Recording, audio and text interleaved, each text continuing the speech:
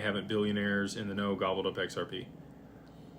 I hang out. I know many billionaires at this point. I don't say that as like a brag or humble brag or any of that stuff. They're good people. Like they're normal people, just like you and me. They've just helped a lot of people or solved a really big problem and had a big exit and done very well for themselves. Or they've compounded their wealth over a long time because they understand something that other people don't.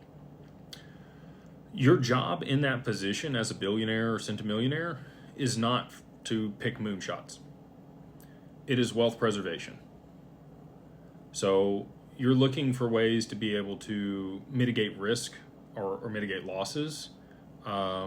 Crypto is not normally that investment. Most of the family offices we talk to, they're like, still too early until this gets adopted or we understand it better. We're just going to stay away from it, which I can completely respect. If you've already gotten rich, you don't need to get rich, right? And this is an asymmetric bet.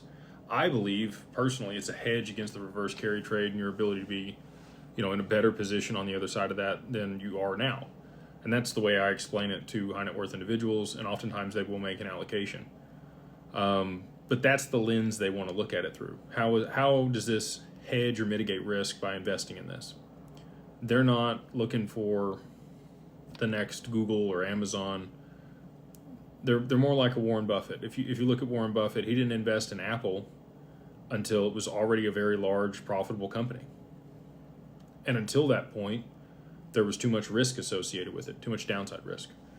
I think it'll be the same way for XRP.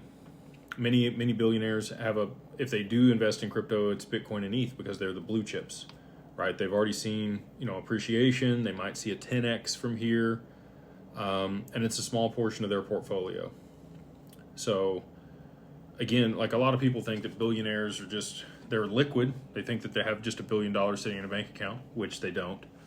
Most billionaires are billionaires on paper. They have stock or other equities or other investments that they made that are worth that much, but they don't have the disposable income.